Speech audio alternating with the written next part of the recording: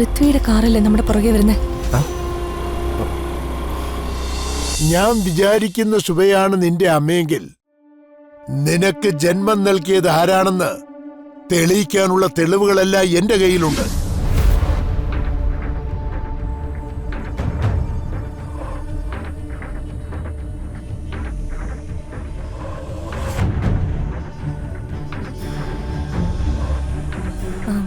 ഈശ്വരനായിട്ടാ അങ്കിളിനെ ഞങ്ങളുടെ മുന്നിൽ എത്തിച്ചത്. അതൊക്കെ പറയാം. അതിനു മുമ്പ് നിന്റെ അമ്മ ആരാണെന്നുള്ള തെളിവ് എനിക്ക് കാണണം. കാണിക്കാം അങ്കിൾ.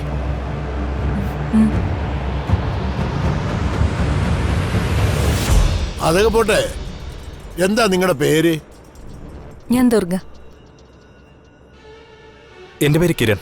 ഒരു കാര്യം ചെയ്യ്, കിരണും ദുർഗയും കൂടെ എന്റെ കടയിലോട്ട് വാ. വഴി ഞാൻ പറഞ്ഞുതരാം. പക്ഷെ വരുമ്പോ അമ്മയുടെ ഒരു ഫോട്ടോയും കൂടെ കരുതണം. ശരി അങ്കിളെ, ഞാൻ കൊണ്ടുവരാം. ഞാൻ ഉദ്ദേശിച്ച ശുഭയാണ് കിരണിന്റെ അമ്മയെങ്കിൽ നിന്റെ അച്ഛനെ കൊണ്ട് നിന്നെ എങ്ങനെ അംഗീകരിപ്പിക്കണമെന്ന് എനിക്കറിയാം. ഫോട്ടോയുമായി ഞങ്ങൾ എങ്ങോട്ടാ വരേണ്ടത്? അതെ, ബീച്ച് റോഡിന്റെ അടുത്തുള്ള റെസ്റ്റോറന്റിലേക്ക്. അവിടെ ഒരു ഫോട്ടോസ്റ്റാറ്റ് കടയുണ്ട്. അവിടെ ഏത് സമയത്തും ഞാൻ കാണും. ശരി.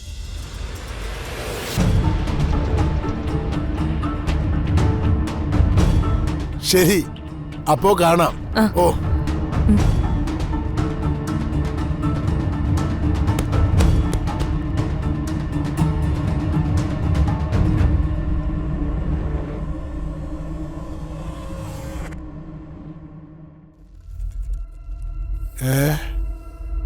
ഇത് തന്നെ എന്റെ വണ്ടി. എന്നാ എടുത്തോണ്ട് പോ. ഇങ്ങോട്ട് മാറാ. എവിടെ നിന്ന് വന്നടാ അയാൾ?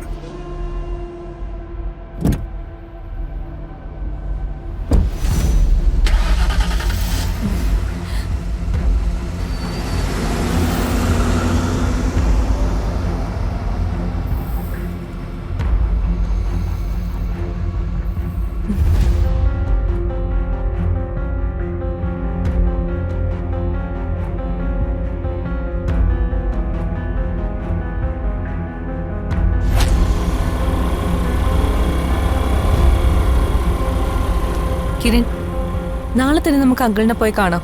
അങ്കിളിന് നമ്മളെ സഹായിക്കാൻ പറ്റുമെന്നുള്ള കാര്യം ഉറപ്പാ. നമ്മുടെ അവസ്ഥ മനസ്സിലാക്കി എൻ്റെ അമ്മയുടെ ആത്മാവിൻ്റെ പ്രാർത്ഥനയായിരിക്കും അങ്കിളിനെ ഇപ്പോൾ നമ്മുടെ അടുത്തേക്ക് അയച്ചത്.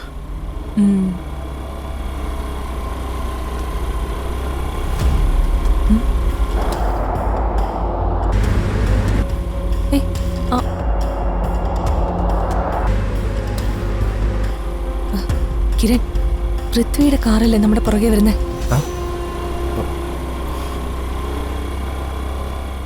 അതെ, അവൻ തന്നെയാ. ഓ, നമ്മൾ അവനെ ഫോളോ ചെയ്യാൻ നോക്കുമ്പോ അവൻ നമ്മളെ ഫോളോ ചെയ്യാണല്ലോ.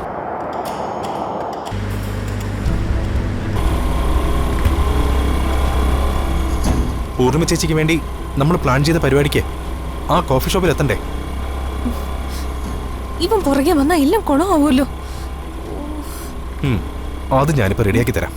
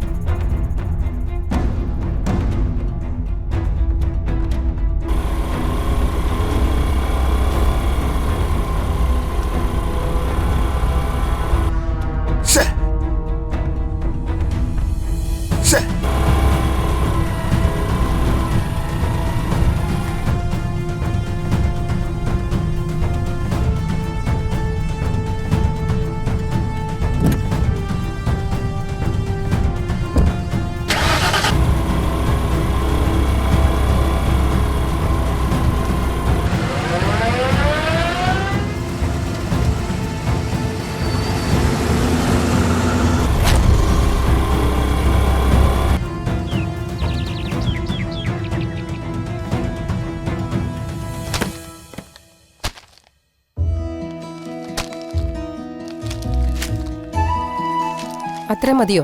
ഇതും കൂടെ എടുത്തു വെക്കാം. അതങ്ങോട്ട് വെച്ചോ. അത് ദാ, ദാ, ദാ. ദാ, ഇതും കൂടി വെച്ചോ.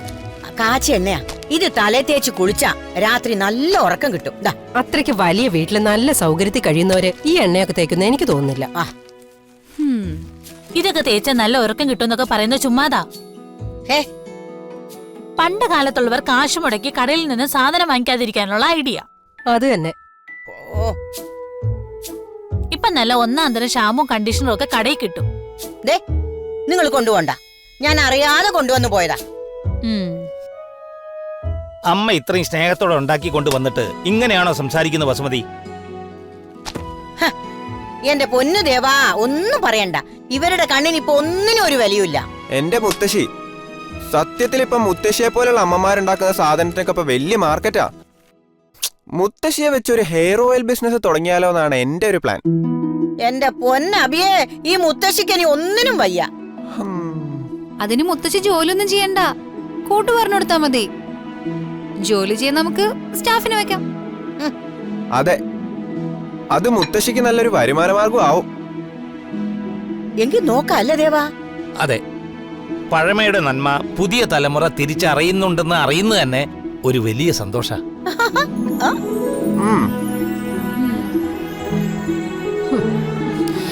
നാത്തൂന്റെ ഡ്രസ്സുകളൊക്കെ എടുക്കുന്നുണ്ടോ? ഏയ് വേണ്ട, കുറച്ച് മതി. ബാക്കി വേണമെങ്കിൽ വാങ്ങാലോ. എന്റെ മരുമകനൊരു കോടീശ്വരനല്ലേ ഗിരിജെ? അത് ശരിയാ.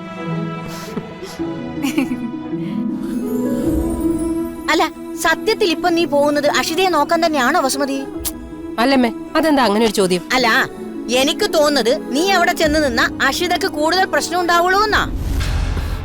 അതെന്താമേ, നാത്തൂൻ അത്രയ്ക്ക് പ്രശ്നക്കാരിയാണോ? അതിലെന്താ സംശയം? അമ്മ ഈ കെട്ടും കെട്ടി ഇത്ര ധൃതിയിൽ പോകുന്നതേ അവിടെ ചെന്ന് ദുർഗ ചേച്ചിയോട് വഴക്കുണ്ടാക്കാനാണെന്ന് നമുക്ക് എല്ലാവർക്കും അറിയാം. പിന്നെ അവളെന്ന് വെച്ചാ ആരാ? നാശം. ദേ അഞ്ജു, വേണ്ട. ദുർഗ നിന്റെ ചേച്ചിയാ, അത് മറക്കണ്ട. ആ അമ്മയും അപ്പച്ചയും കണ്ടല്ലേ ഇവള് പഠിക്കുന്നത്. ആ ദുർഗയെ ശത്രുവായിട്ടല്ലേ വസുമതിയും ഗിരിജയും അഞ്ജുനെ അഷയും പറഞ്ഞു പഠിപ്പിച്ചിരിക്കുന്നത്.